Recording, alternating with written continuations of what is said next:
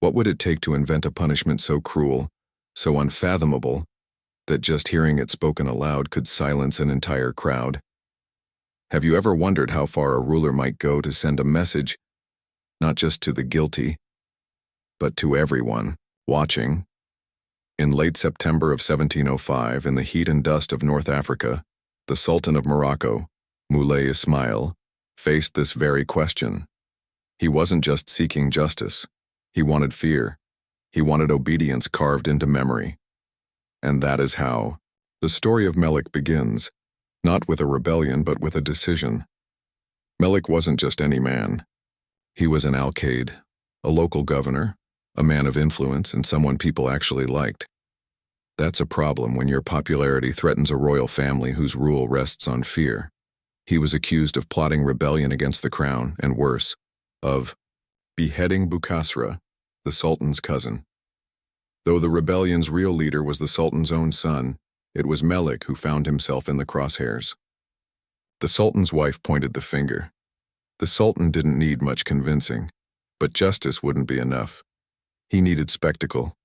He needed cruelty sharp enough to pierce through hearsay and etch itself into legend. So he waited. He didn't summon his executioner. No, he called for his carpenter.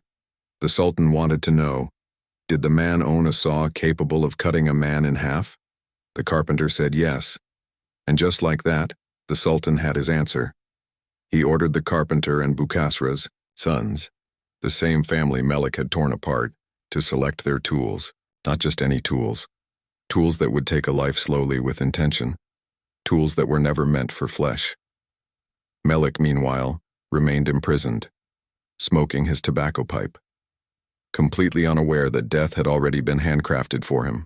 Outside, the Sultan assembled a crowd, some 4,000 people. Most of them were Melik's supporters, his community, even members of his family. They didn't know what they were about to witness. They only knew that their governor was being brought out for punishment. But punishment is far too gentle a word. Melik was escorted through the streets on the back of a mule, not a horse, a mule meant to humiliate. As he passed through the crowds, people screamed. Others clawed at their own faces. Women wailed. It was a public unraveling of a man's legacy, and yet Melik sat there calm, relaxed. He puffed on his pipe like it was just another stroll through the market. It wasn't bravery. It was ignorance. He didn't yet know what awaited him at the execution square. But when he arrived and saw the saw, the pipe fell silent. They strapped him to a plank, arms and legs stretched apart like some grotesque crucifixion. He was laid onto a wooden bench. The saw was shown to him gleaming like a nightmare, a tool of woodcutters, now reborn as an instrument of vengeance. It said that the moment the saw touched his scalp, something inside Melik shattered. His stoicism cracked open. He began to scream. He fought against the bindings with whatever strength he had, but he couldn't move. He was trapped in the architecture of his own execution, yet fate for a brief second seemed to intervene. A voice rang out. A discussion followed. The saw was pulled away. Melik was still alive. No blood yet drawn. Was this mercy? No. This was just an intermission. Bukasra's sons had stepped in, not to save Melik, but to complain. They argued that starting from the head would be too quick, too easy. They didn't want justice. They wanted agony, real agony. So the order came down, turn him upside down, start from the groin. Melik was flipped, the board repositioned. The saw, still dry, was lowered again, this time between his legs. The crowd, already horrified, fell into stunned silence. Some covered their faces, others stared in disbelief. This wasn't execution. This was artless, methodical destruction. The executioners began their work, one on either end of the saw pulling back and forth, slowly, deliberately. Each tooth of the blade tore into flesh, not slicing but shredding, one micro tear at a time. That's how saws work. They don't cut, they grind, they gnaw, they shred muscle, tendon and skin into ragged strips. And then they reach bone. Imagine that sound. A sound that once meant wood being turned into a chair now meant a body being torn into halves. Witnesses reported the sound was unbearable. The cries more. So, the flesh around the groin, delicate, filled with nerves, was torn apart. And then came the pelvis. Blood painted the sand.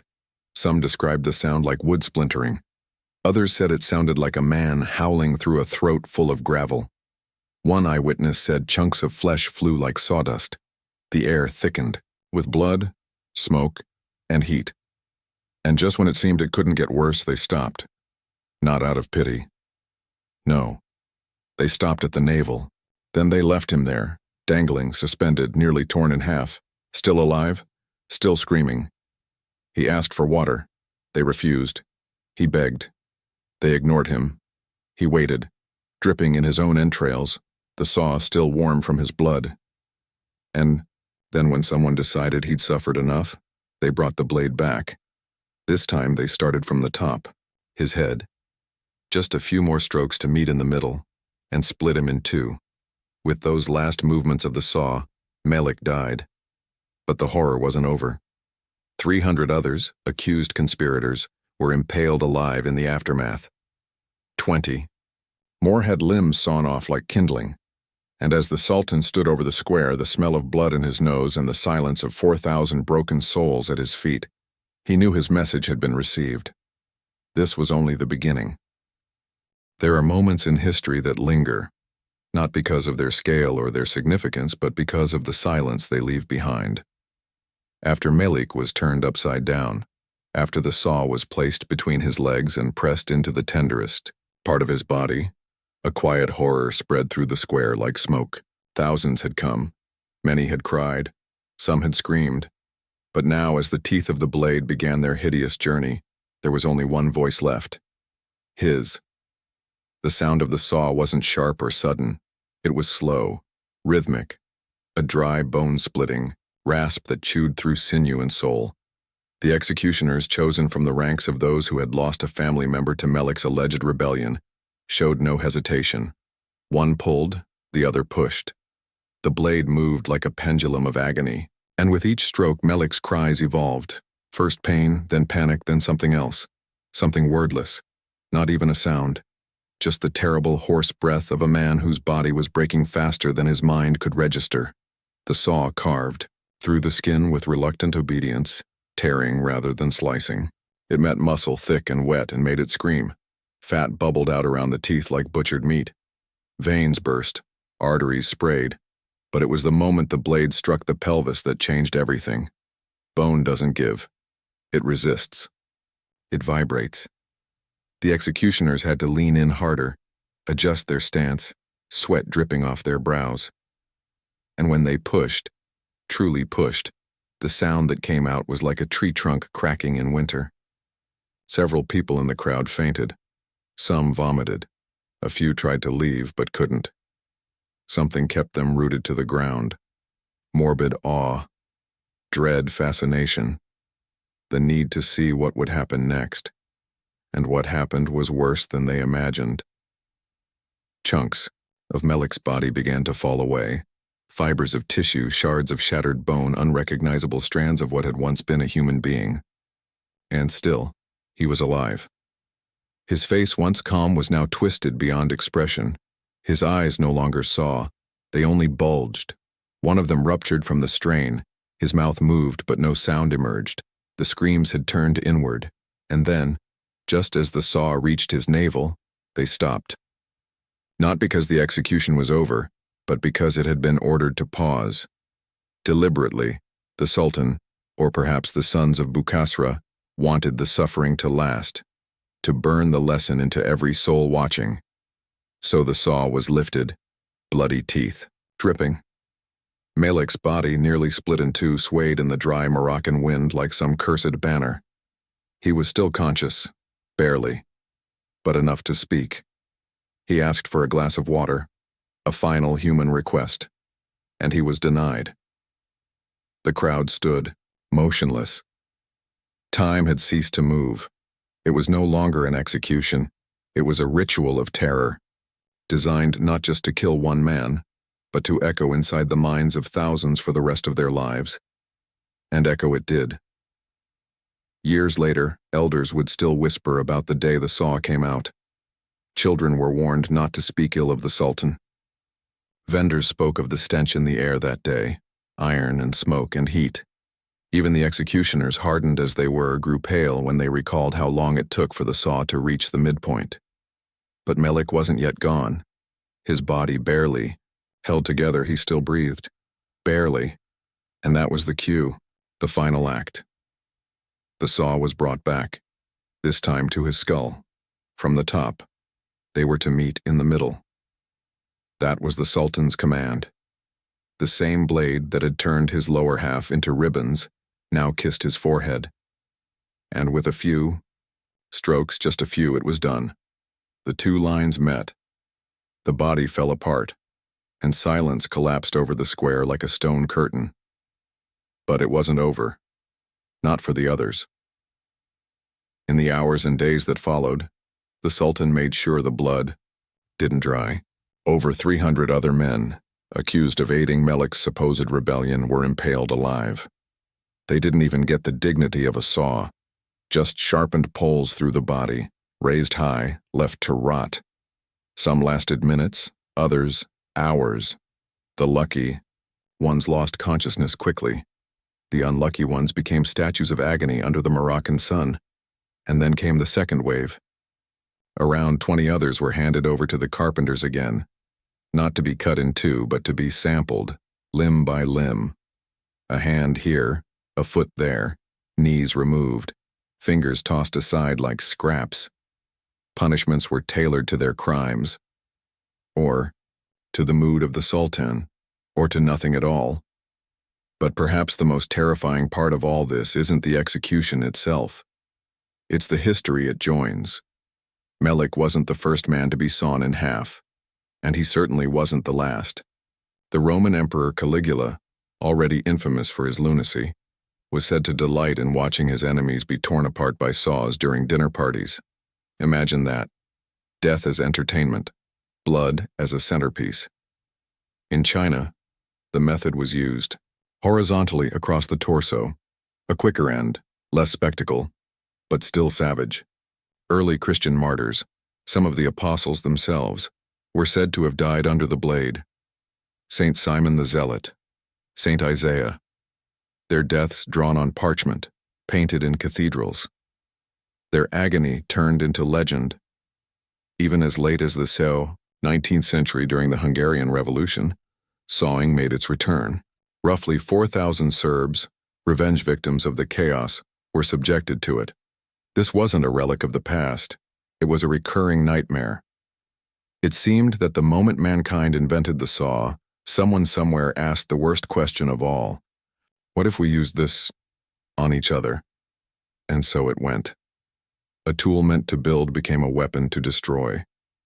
And stories like Melik's became cautionary tales not just of rebellion, but of power unchained.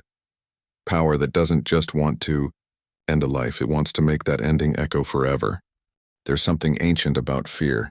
It travels faster than fire, lingers longer than smoke, and leaves no building standing, but it builds empires. When the Sultan Moulay Ismail ordered Melik to be sawn apart, he wasn't just punishing a man, he was conducting a performance. One that would be told and retold, whispered in doorways and passed down as warnings dressed as bedtime stories.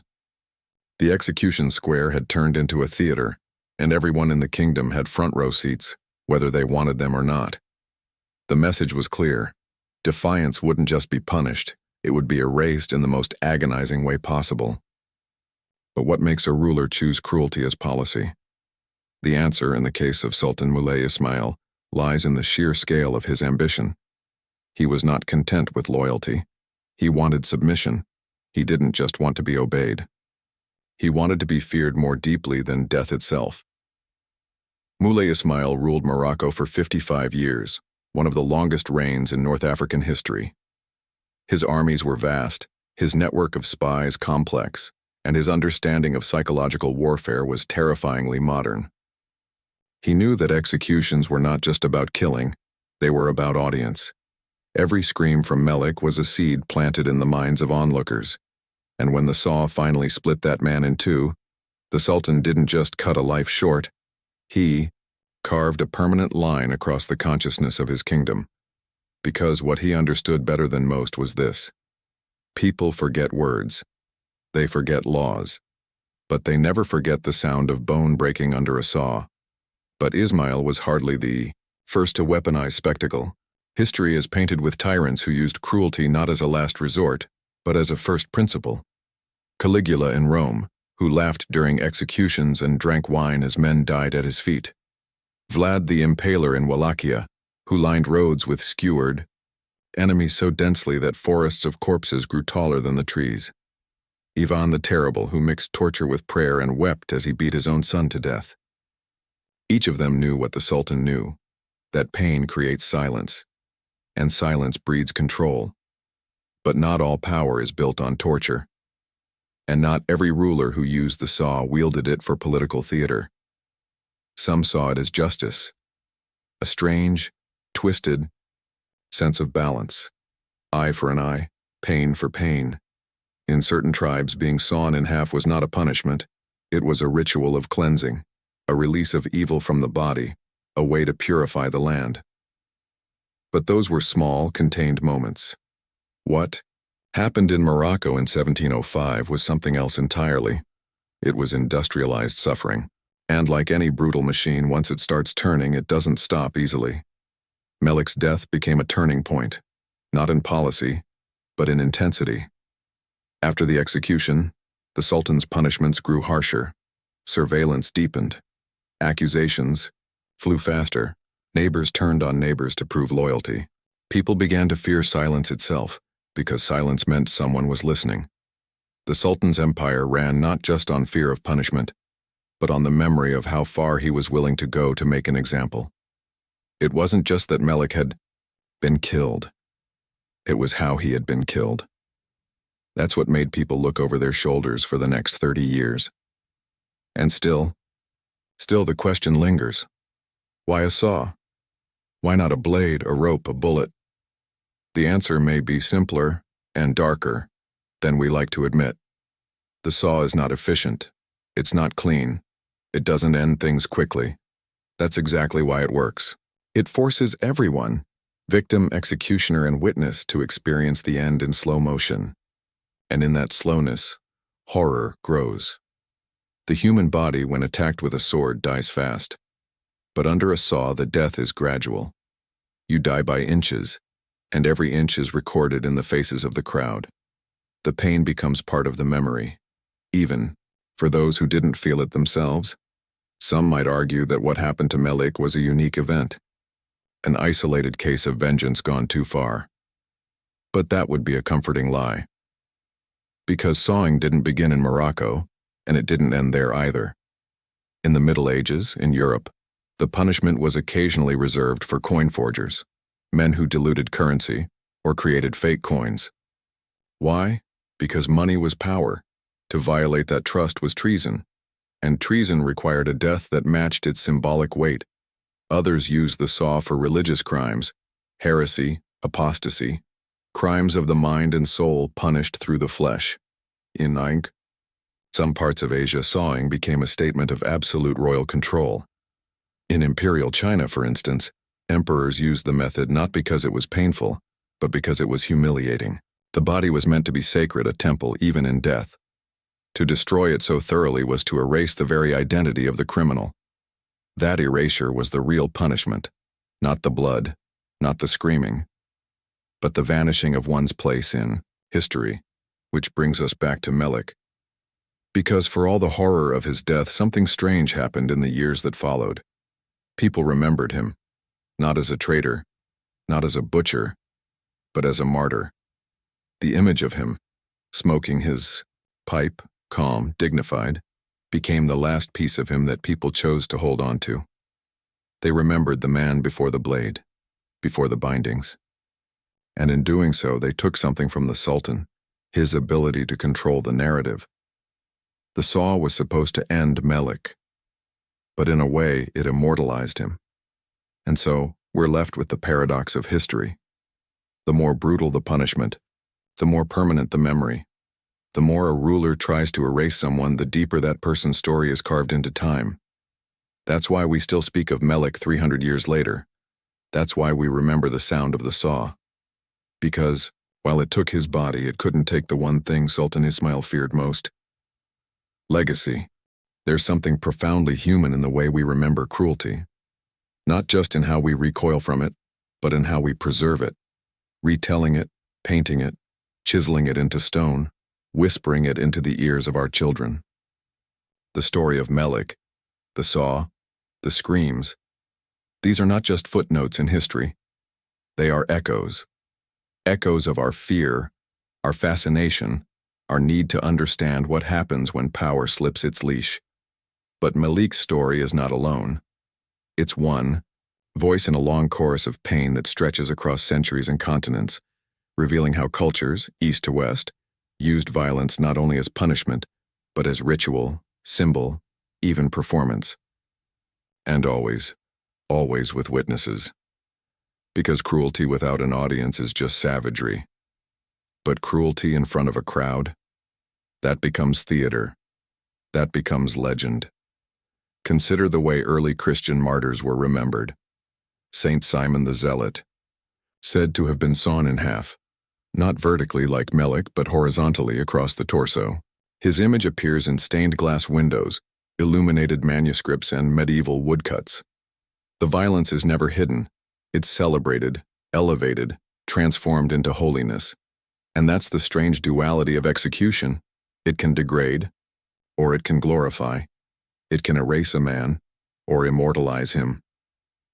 Even in Eastern traditions, where the body is often viewed as sacred and whole, sawing was sometimes employed to destroy not just the flesh, but the very essence of a person. In Ming and Qing dynasty China, certain rebels or traitors were subjected to sawing not as justice but as public spiritual annihilation. To be dismembered in that way meant you would enter the afterlife incomplete, fragmented. It was death, yes, but also damnation. And this idea that execution could reach beyond the physical, into the metaphysical, was terrifyingly effective. It meant people obeyed not just out of fear for their lives, but fear for their souls. In medieval Europe, the relationship between torture and theater reached extraordinary heights.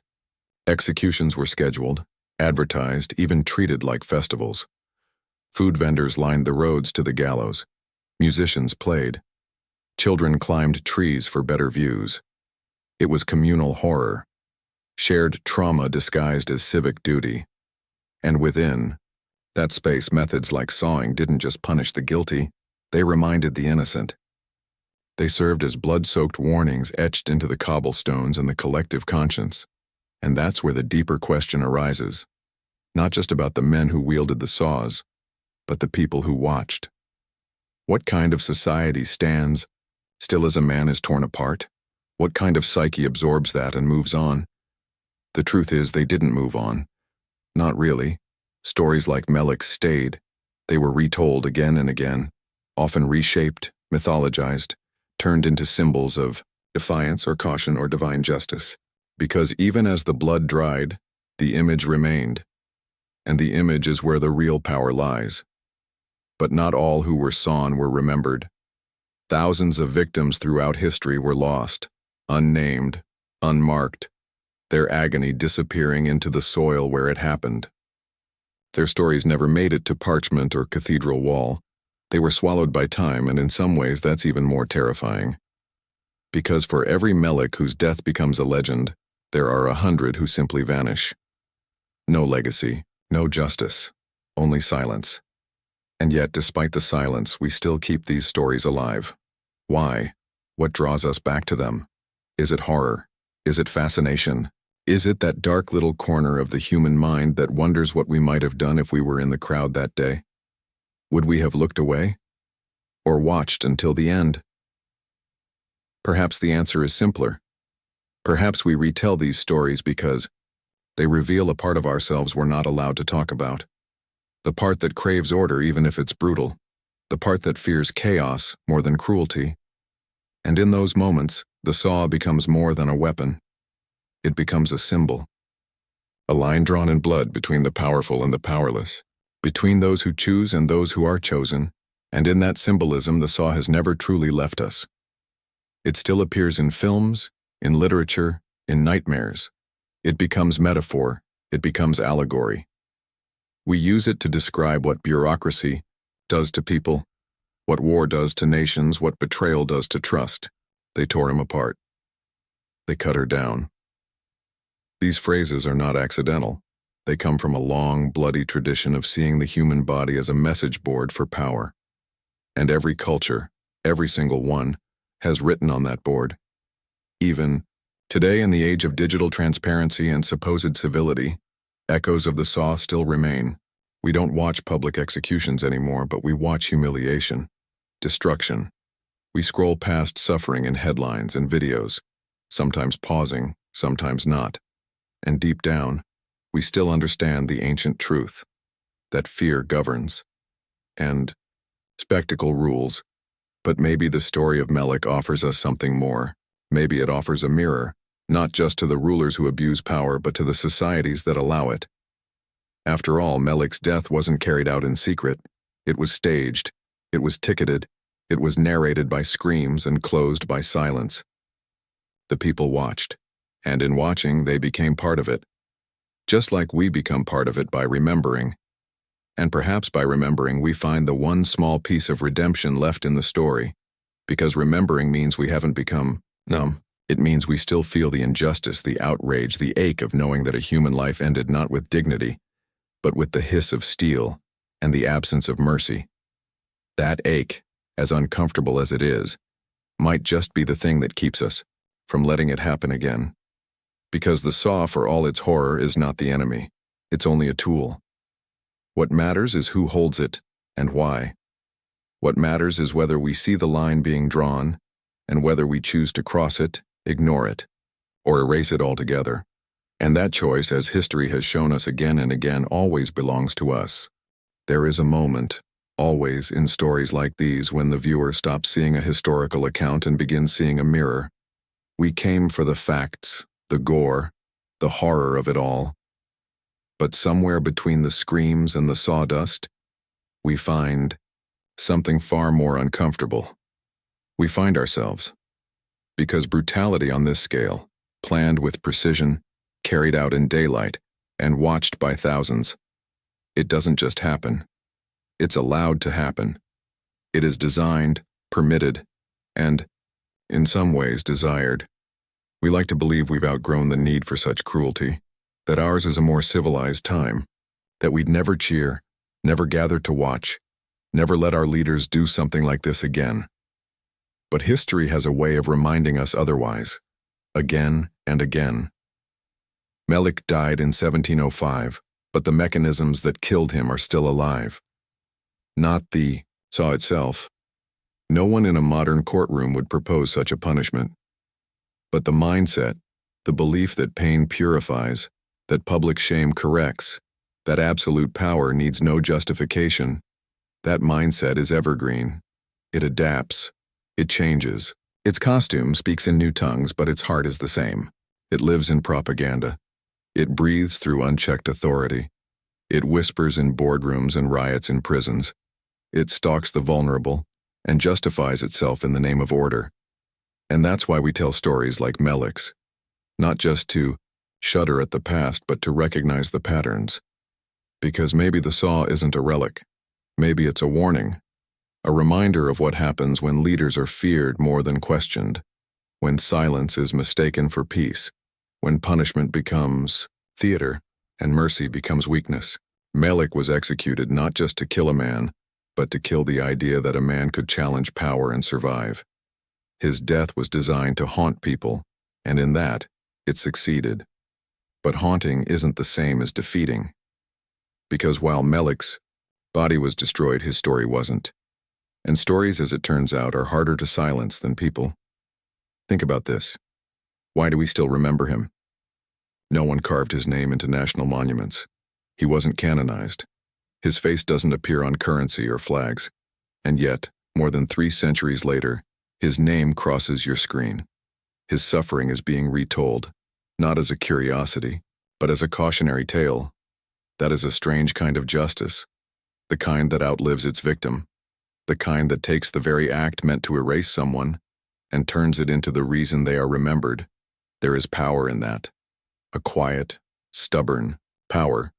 And it's not just in the retelling, it's in the listening. It's in the decision to stop, to absorb, and to ask the hardest question of all. What would I have done? If I were in that crowd, would I have stayed, turned away, screamed for it to stop? Would I have tried to help? Or would I have frozen, in fear, unsure of what was right or what was safe? None of us truly knows the answer. But the fact that we're asking means we're still human, still fighting to hold on to our empathy in the face of stories meant to strip it away. And maybe that's the point. Maybe the reason we tell stories like Melik's is not just to remember the cruelty, but to remember the cost of forgetting it. Because when we forget, we repeat. And when we repeat, the saw comes out again. And yet, there is something else here, something even more haunting than the violence itself. It's the realization that every person in that crowd, the mothers, the fathers, the children, went home that day changed. Maybe they never spoke of it. Maybe they pretended they didn't see.